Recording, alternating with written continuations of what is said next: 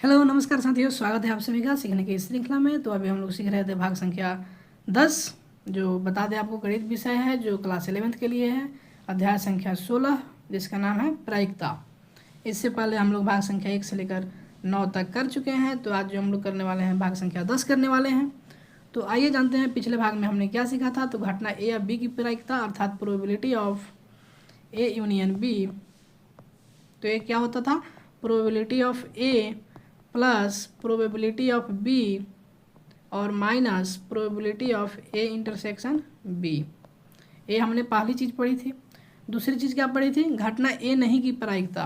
अर्थात हम ए जानते थे probability of A plus probability of A नहीं, अर्थात ए डैश बराबर 1 होता है। ठीक है, ये तो हम अभिगृहित से जानते थे। तो वो कह रहा है इसकी प्रायिकता क्या होगी, तो प्रोबेबिलिटी ऑफ ए डैश अर्थात ए नहीं की जो प्रायिकता होगी वो हो जाएगी एक घटा, इसको घटा देंगे प्रोबेबिलिटी ऑफ ए। तो ये क्या बन जाएगा, ये हमारा ये फॉर्मूला बन जाएगा। तो इन दोनों चीज़ों पर हमने बात किया था और इसी पर आधारित एक ताश से रिलेटेड एग्जाम्पल था, उदाहरण संख्या 10, उसको हमने किया था। तो आज के इस भाग में हम लोग जो करने वाले हैं उदाहरण संख्या 11 से लेकर 13 तक करने वाले हैं। तो आप पेन और कॉपी निकाल कर तैयार हो जाइए और एग्जाम्पल को अपने से ट्राई कीजिए करने को। जहाँ नहीं समझ में आए वहाँ फिर से वीडियो देखना शुरू कीजिए। तो हमारे पास ये उदाहरण संख्या 11 है जो एनसीईआरटी का है। तो बोल रहा है एक थैले में 9 डिस्क हैं। कितने डिस्क हैं बाबू, टोटल 9 गो डिस्क है। डिस्क समझते हैं, गोला सा होता है, इसे डिस्क, ठीक है, इसको क्या बोलते हैं, डिस्क। थाली बोल सकते हैं, वो डिश होता है लेकिन डिस्क है। जिनमें से चार जो है लाल रंग की है, 3 नीले रंग की है और 2 जो है पीले रंग की है। 4 को क्या है, रेड है, लाल, और उसके बाद 3 क्या है, नीला अर्थात ब्लू, और 2 को जो है कैसन रंग के है बबुआ, पीला अर्थात येलो। टोटल कितना हुआ, 4 3 7 और 2 9 गो। अब देखो डिस्क आकार एवं माप में समरूप है। समरूप मतलब एक ही जैसा है आकार में भी। तो आप देख के नहीं बता सकते हैं कि ये कौन सा डिस्क होगा, निकालने पर ही पता चलेगा। थैले में से एक डिस्क यादृच्छिक निकाली जाती है, मतलब रेंडम निकाल लिया जाता है। तो प्रायिकता याद कीजिए कि निकाली गई डिस्क लाल रंग की है। तो देखो सिंपल सी बात है, लाल रंग की टोटल कितने डिस्क है, 4। तो 4 तो हो गया संभावित परिणाम, और टोटल डिस्क कितनी है, 9। तो 4/9 क्या हो जाएगा इसका सही आंसर। उसके बाद बोल रहा है पीले रंग की है। तो पीले रंग की कितनी डिस्क है, 4। येलो जो है 2 ही ना है, पीला रंग के 2 डिस्क है। तो टोटल 2 संभावित परिणाम है, टोटल कितना डिस्क है, 9। तो 2/9 क्या हो जाएगा इसका आंसर। अब कह रहा है कि नीले रंग की है। तो नीला रंग का कितना है, 3। तो टोटल कितना हो जाएगा, 3 जो है संभावित परिणाम है, टोटल डिस्क 9 है, अर्थात 1/3 हो जाएगा। ये जब 3 से कटेगा तो। अब बोला है नीले रंग की नहीं है। तो नीला रंग के होने के प्रायिकता तो 1/3 है। तो नहीं है तो 1 में से 1/3 घटा देंगे। तो ये क्या आ जाएगा, 3 घटा 1, तो ये हो जाएगा 2/3। अब बोल रहा है लाल रंग की है या नीले रंग की है, या आगे आते हैं इसमें क्या लेंगे, यूनियन लेंगे। तो लाल रंग की है अर्थात प्रोबेबिलिटी ऑफ रेड, माने रेड यूनियन ब्लू। तो आर यूनियन बी ले लेंगे इसका प्रोबेबिलिटी। तो इसको निकालने के लिए प्रोबेबिलिटी ऑफ आर देखेंगे, जोड़ प्रोबेबिलिटी ऑफ बी देखेंगे, घटा देंगे probability of R intersection B. तो ये वाला पार्ट तो हमारा इस केस में 0 है। तो इसमें इसको और इसको दोनों को जोड़ देंगे तो हमारा क्या आ जाएगा, लाल रंग की है या नीले रंग की है, इसका आंसर आ जाएगा। तो देखिए यहाँ पे हम इसी को लिखे हैं, डिस्को की कुल संख्या 9 है, इसलिए संभव परिणामों की कुल संख्या 9 ही हुई। मान लीजिए घटना ए बी और सी को इस प्रकार परिभाषित किया गया है। अब नाम दे दिया गया है इसमें। ए जो है निकाली गई डिस्क लाल रंग की है, बी जो है निकाली गई डिस्क पीले रंग की है, सी जो है निकाली गई डिस्क नीले रंग की है। अर्थात लाल रंगों की डिस्कों की संख्या 4 है, अर्थात एन ए है वह कितना है, 4 है। तो प्रोबेबिलिटी ऑफ ए कितना हो जाएगा, 4/9। ये तो समझ में आ गया होगा, इसी को केवल लिखा गया है, अभी जस्ट पीछे समझाएं हम। पीले रंग की डिस्क की संख्या 2 है। तो प्रोबेबिलिटी ऑफ अर्थात एन नंबर ऑफ बी कितना हो गया, 2। तो पीले रंग की जो डिस्क है उसकी संभावना कितनी हो जाएगी, 2/9। ऐसे ही नीले रंग के डिस्क की संख्या 3 है। तो इसका जो प्रोबेबिलिटी होगा 3/9 हो जाएगा, अर्थात 1/3 हो जाएगा। आगे देखो स्पष्टता घटना डिस्क नीले रंग की नहीं है, अर्थात सी नहीं है। तो इसमें से क्या कर लेंगे, 1/3, 1 में से घटा लेंगे तो 2/3 आ जाएगा। अब कह रहा है कि घटना लाल रंग की डिस्क या नीले रंग की डिस्क का समुच्चय निकालना है। तो ए यूनियन सी से वर्णित किया जा सकता है और उसका प्रोबेबिलिटी निकाल लेंगे। तो क्या आएगा, अब देखो ए और सी क्या है, अपवर्जनीय, अर्थात इसमें कोई उभयनिष्ठ नहीं है। अर्थात हम यहाँ पे बताए ना, पी ए इंटरसेक्शन जो बी वाला पार्ट है यह कितना है, 0 है, अर्थात ई अपवर्जित घटना है, इसमें कोई भी कॉमन एलिमेंट नहीं है। जब कॉमन एलिमेंट है ही नहीं तो इसका प्रायिकता कहाँ से निकलेगा, नहीं निकलेगा, तो ये 0 हो जाएगा। अर्थात प्रोबेबिलिटी ऑफ ए या सी बराबर probability of A union B, तो probability of A plus probability of C, और इसको भी तो ऐड करते थे, लेकिन इस केस में ई वाला पार्ट 0 है तो 0 ऐड करो या मत करो, सेम ही आएगा। तो इसका 1 का 4/9 और इसका 1/3 दोनों को जोड़ेंगे तो क्या आ जाएगा, जब दोनों को जोड़ेंगे तो लघुत्तम आ जाएगा 9, तो ये हो जाएगा 4 जोड़ 3 तिहाई 9 अर्थात 3 में 1 से गुना करेंगे तो 3 और 4 और 3 7/9, तो यहीं 7/9 क्या आ गया हमारा सही जवाब। उदाहरण संख्या 12 है जो बोल रहा है 2 विद्यार्थियों अनिल और आसिमा एक परीक्षा में प्रविष्ट हुए, ठीक है, और आगे बोल रहा है अनिल के परीक्षा में उत्तीर्ण होने की जो प्रायिकता है वो कितनी है, 0.05। बताइए इनकी प्रायिकता कितनी कम है, अर्थात ये फेल होने के कगार पर है। और आसिमा के परीक्षण में उत्तीर्ण होने की प्रायिकता 0.10 है, अर्थात इनसे तो अच्छा है, ज़्यादा प्रायिकता है पास होने की। दोनों के परीक्षा में उत्तीर्ण होने की प्रायिकता 0.02 है, अर्थात दोनों को मतलब इंटरसेक्शन कर दिया है। प्रायिकता ज्ञात कीजिए कि अनिल और आसिमा दोनों परीक्षा में उत्तीर्ण नहीं हो पाएंगे, दोनों में से कम एक उत्तीर्ण हो जाए, उत्तीर्ण नहीं होगा, और दोनों में से केवल एक परीक्षा में उत्तीर्ण होगा। तो चलिए सीखते हैं इसका कैसे निकालेंगे। मान लेते हैं ई तथा एफ घटनाओं, अनिल परीक्षा उत्तीर्ण कर लेगा और आसिमा परीक्षा उत्तीर्ण कर लेगी को क्रम से दर्शाता है, अर्थात ई जो है वो अनिल को दर्शाता है कि पास कर जाएगा, ठीक है। ये अनिल एक बाबू हैं जो पढ़ते हैं, उनकी ये दशा है, और एक एफ है, एक आसिमा है लड़की, और उसको हम आसिमा, तो ऐसे दर्शाया गया है। तो इनकी जो पास होने की घटना है उसको दर्शाया जा रहा है, ठीक है। तो जो प्रोबेबिलिटी ऑफ ई जो है वो 0.05 है, प्रोबेबिलिटी ऑफ एफ है जो 0.10 है, और दोनों को जो पास होने की संभावना है अर्थात इंटरसेक्शन जो है 0.02 है। अर्थात आपको सेंटेंस पढ़ के, वाक्य पढ़ के आपको मैथमेटिकल रिप्रेजेंटेशन आना चाहिए, ठीक है, तभी आप सवाल हल कर पाइएगा। अब जो घटना ए में, सवाल ए में हमसे पूछा गया, कह रहा है कि दोनों परीक्षा उत्तीर्ण नहीं होंगे, अर्थात देखो उत्तीर्ण होने का तो ये है ई इंटरसेक्शन एफ, अर्थात दोनों पास कर जाए। अब उत्तीर्ण नहीं है अर्थात ई डैश इंटरसेक्शन एफ डैश, ई डैश मतलब उल्टा हो गया, मतलब पास नहीं होगा। ई तो हम माने थे पास होने का, लेकिन ई डैश क्या हो जाएगा, पास नहीं होगा, एफ डैश भी पास नहीं होगी, तो अर्थात ई डैश इंटरसेक्शन एफ डैश से दर्शाया जा सकता है।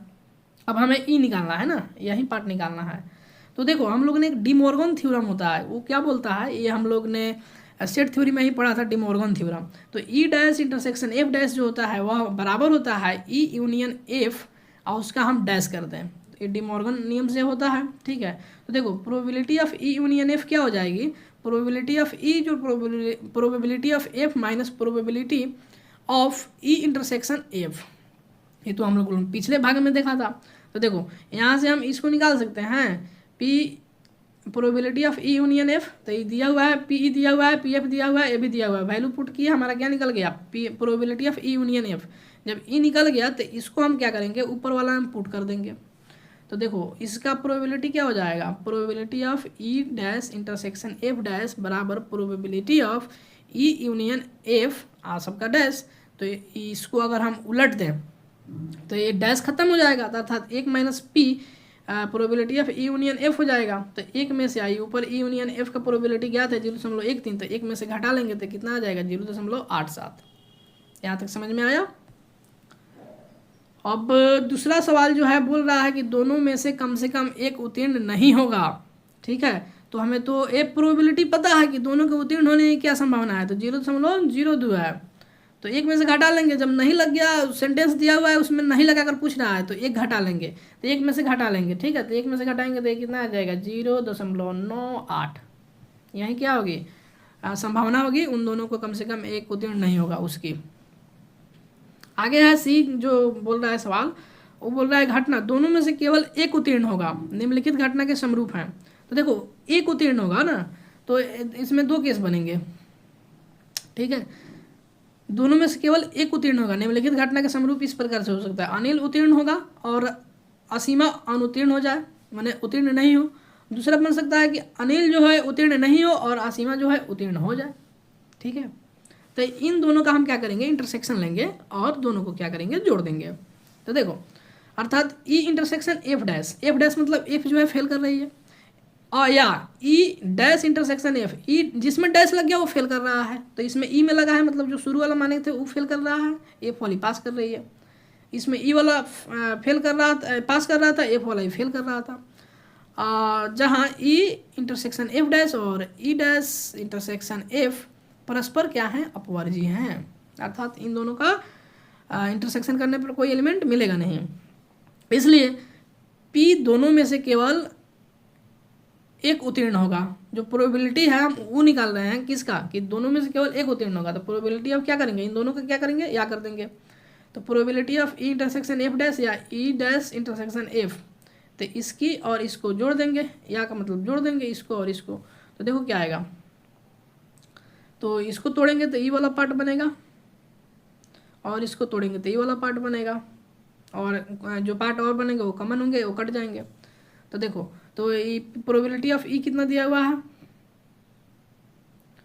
प्रोबेबिलिटी ऑफ ई जो दिया हुआ है 0.05, और जो इंटरसेक्शन वाला दिया है 0.02, और प्रोबेबिलिटी ऑफ एफ है 0.1, और probability of E intersection F है जो 0.02 है। इन सबको हल करेंगे तो कितना आ जाएगा, 0.11। यहाँ तक समझ में आया। यह जो इक्वेशन है उन बच्चों को नहीं समझ में आया होगा जो सेट थ्योरी अच्छे से नहीं पढ़े होंगे, ठीक है। तो जाइए आप एक बार सेट थ्योरी रिवाइज कीजिए, तब ये पता चलेगा या इसको इस प्रकार से भी लिखा जा सकता है, ठीक है।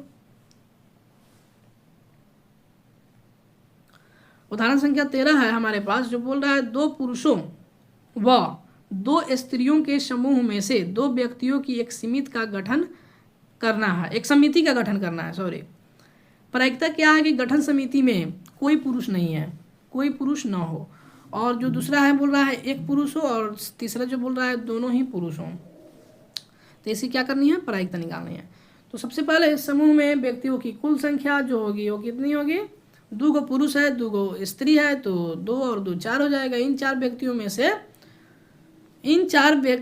से 2 को कितना तरीका है चुना जा सकता है, तो टोटल कितना है 4, चुनना कितना है 2, तो इसमें क्या करेंगे, कॉम्बिनेशन लगा देंगे, तो 4C2 तरीका से क्या किया जा सकता है, चुना जा सकता है, टोटल तरीका है, ठीक है। तो समिति में कोई पुरुष न होने का क्या अर्थ है कि समिति में 2 स्त्रियां हैं, अर्थात 2 स्त्रियों में से दोनों के चुनने की जो प्रायिकता होगी 2C2 हो जाएगी, अर्थात 1 हो जाएगी। ये तो पता है ना, NCR का क्या फॉर्मूला होता है, जल्दी से हमें आप बताइए। इसको आप कॉम्बिनेशन एंड परमुटेशन चैप्टर में पढ़े थे, और क्लास के शुरू में ही हमने बताया था कि सेट थ्योरी और परमुटेशन एंड कॉम्बिनेशन का रिवीजन करना बहुत जरूरी है इस चैप्टर को समझने के लिए, ठीक है।